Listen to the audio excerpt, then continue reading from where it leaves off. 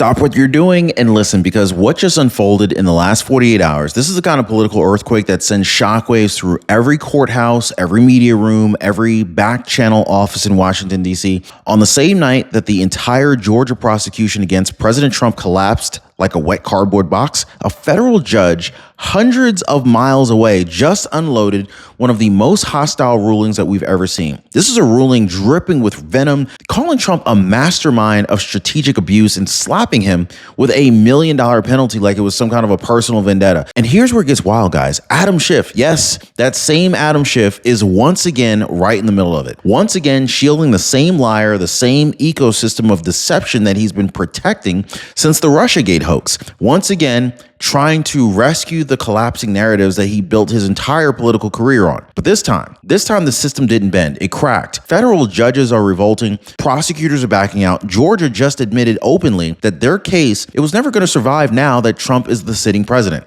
And Schiff, let's just say Adam Schiff is scrambling. He's panicking. He's exposed. But tonight we're breaking down every piece of that implosion and what it means for the country. Buckle up, folks. This is the moment that everything snapped. Hit the like button and subscribe. I want to start with the part that nobody in the media wants to touch, because this exposes their entire ecosystem. Adam Schiff's pattern of protecting liars. It didn't start yesterday. It didn't start with this week's meltdown. It goes all the way back to the moment that he realized that his political career depended on covering up for the same intelligence insiders who targeted Donald Trump in 2016. You see, Schiff didn't just get things wrong. He knowingly amplified falsehoods. He sat in classified briefings where he was told directly that there was no evidence of Trump-Russia collusion. And then he walked onto live television the same day and claimed that he had more than circumstantial evidence that Trump was compromised. So he did this repeatedly. So when the FISA abuses surfaced, he defended them. When the falsified emails were exposed, he excused them.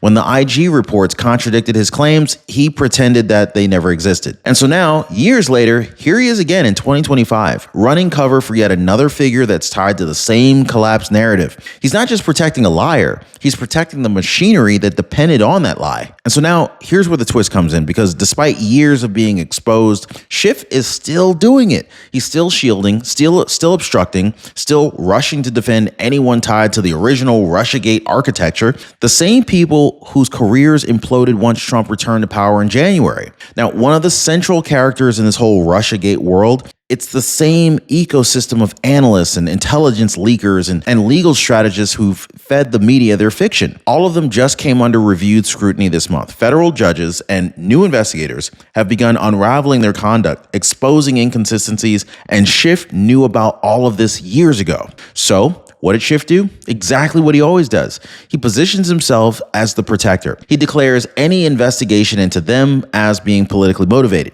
He warns the media that Trump is out for revenge, hoping the press will essentially parrot it the same way that he did during the old collusion days. But here's the problem for Schiff. The judiciary isn't playing along anymore. These judges aren't buying the narratives, they're questioning them. And the people Schiff is trying to shelter, they're now liabilities. And so this is why Schiff is panicking, because the old shield that he used to hide behind, it's gone. And so while Schiff is scrambling to hold his collapsing universe together, a federal judge just poured gasoline on the fire with one of the most aggressive rulings that we've ever seen against the sitting president. So the 11th Circuit didn't just affirm the nearly $1 million sanction against President Trump and Alina Habba. They did it with language that was so partisan, so emotionally charged, it reads less like a judicial opinion and more like a CNN monologue stapled to a federal court filing. They call Trump a mastermind of strategic abuse, a prolific and sophisticated litigant. They essentially declared that Trump's very attempt to challenge the Clinton, Comey, Schiff ecosystem in court was itself an act of misconduct. Now, think about that for a second, okay? The same courts that once allowed federal agencies to push this Russia collusion hoax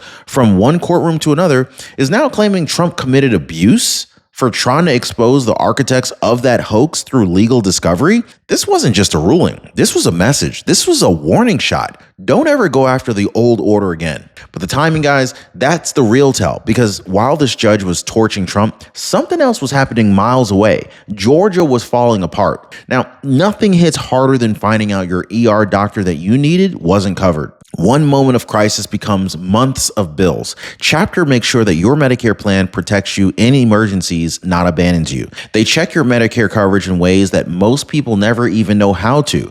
Most people are preventing the ER shock before it happens. Most people are already dialing the phone number down below at 909-563-8279, or they're visiting askchapter.org/Ron. There's a link down below. And real quick, I want to highlight this email that I received from Gene Jansen because it really shows exactly why I talk about Chapter as often as I do. So Gene wrote, "Thank you so much for telling us about Chapter and the wonderful work that they do.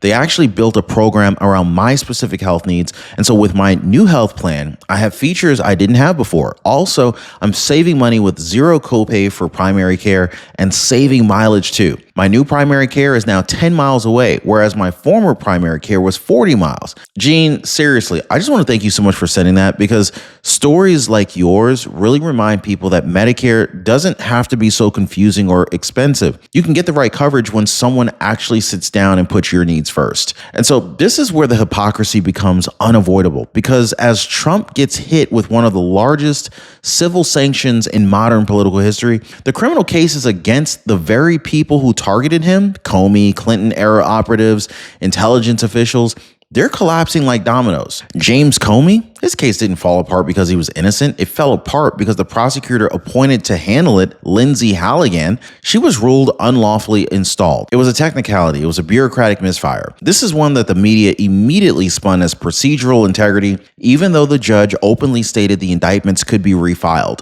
But did you hear that on CNN? Did you hear that on MSNBC? Of course not. Did you hear one anchor ask why power players keep getting recused by technicalities while Trump keeps getting hammered over these frivolous filings? Of course not, because the pattern is too obvious. When the establishment is the target, the system finds the exit ramp. When Trump is the target, the system builds a runway. And now, after years of lawfare, those two paths are crossing at the worst possible moment for Democrats because the Georgia case didn't just wobble, it imploded. Now let's talk about this meltdown that shook the entire country, Georgia, because while Schiff was protecting liars in Washington, and while a federal judge was unloading on President Trump in Florida, the last remaining 2020 election case, the big one, the one that Democrats swore would finally take Trump down, collapsed in a single blow. Judge Scott McAfee dismissed the entire prosecution top to bottom, not because new evidence emerged, not because witnesses recanted, but because the state's own lead prosecutor admitted the truth under oath.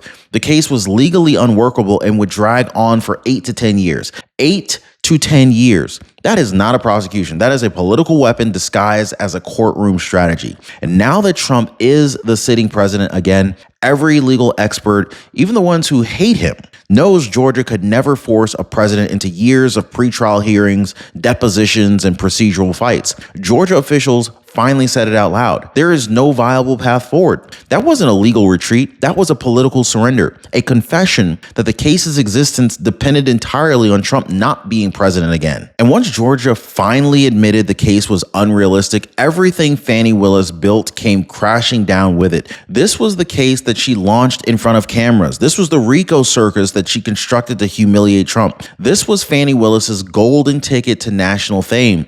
But what happened? Fani Willis's misconduct got so bad, so blatant that she was removed from the case altogether. Conflicts of interest, political grandstanding, unethical coordination with outside actors. This was a complete meltdown of professional credibility. Her replacement, the new prosecutor, had no choice but to acknowledge the obvious. The case only worked when Trump was a private citizen with limited leverage and no presidential immunity.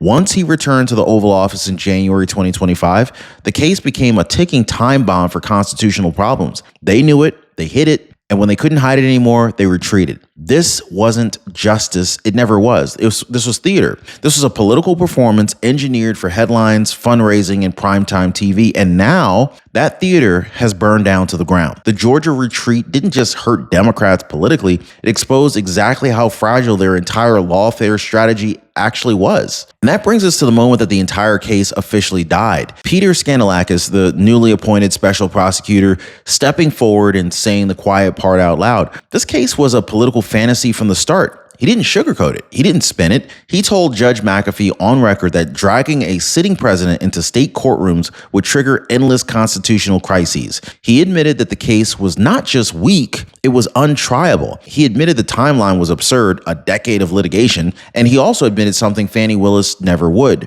The case wasn't designed for justice, it was designed for pressure, a political pressure point, a PR weapon, a cable news graphic. But the moment Trump won the presidency again, the pressure valve snapped. Suddenly, the case wasn't a weapon, it was a liability, a national embarrassment waiting to explode. So, Scandalakis, he did something rare in American politics.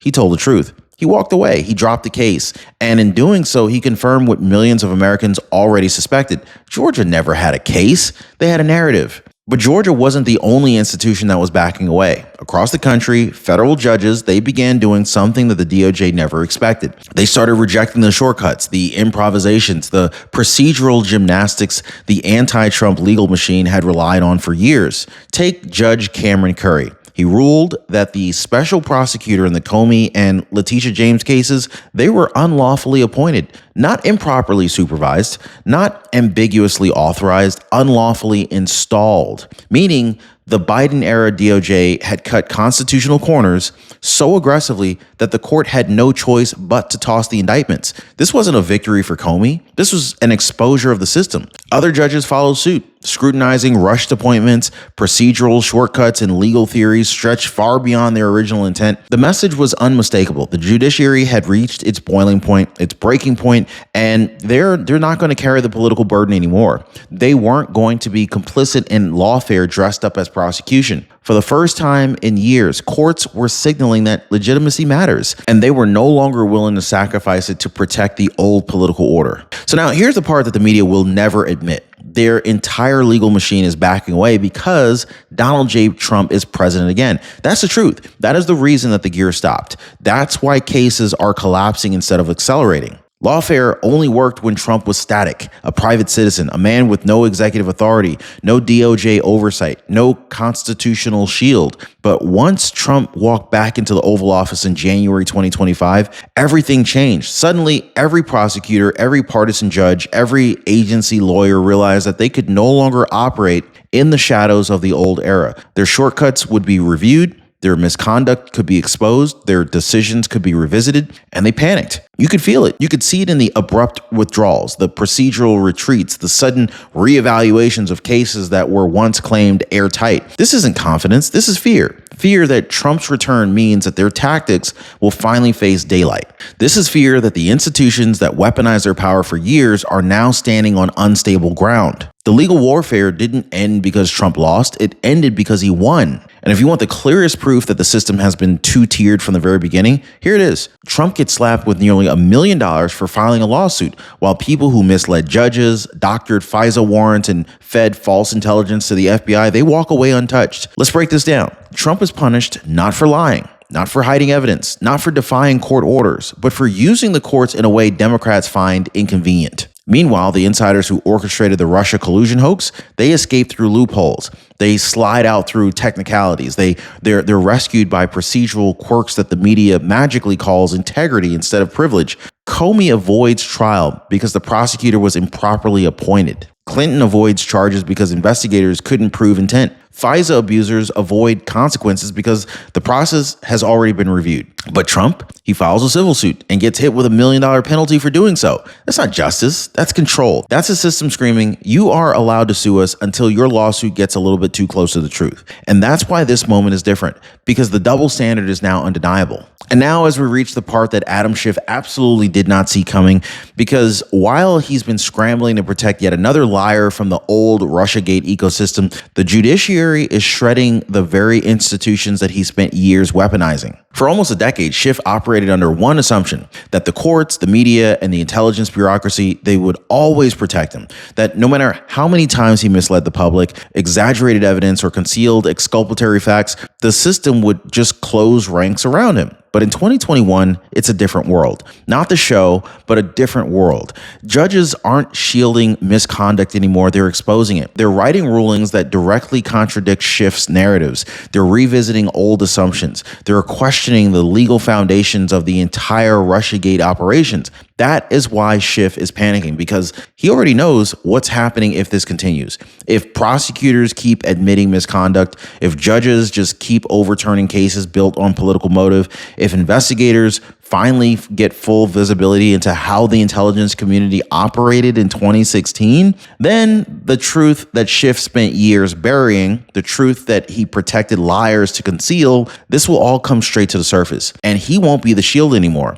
He'll be the headline. So I want to bring it all home because this moment here, this week, this isn't just about Georgia collapsing or a judge torching Trump or Schiff scrambling to save another compromised insider. This is about something much, much bigger. America is watching a legal system that was stretched to its breaking point finally buckle under the weight of its own contradictions. The same courts that once indulged partisan prosecutions, they're now retreating. The same prosecutors who once chased political trophies, they're now admitting defeat. The same institutions that promised to protect democracy, they're now revealing just how politically contaminated they really were. And so this isn't the end of lawfare. No. This is the exposure of it. This is a system that prided itself on neutrality now standing revealed. Two sets of rules, two sets of standards, two sets of outcomes. And as it collapses in full public view, millions of Americans are waking up to a truth that they weren't supposed to see. Justice was never blind. It was curated. It was managed. It was redirected.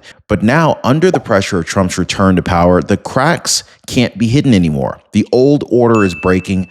The truth is surfacing, and the country's watching, one ruling at a time.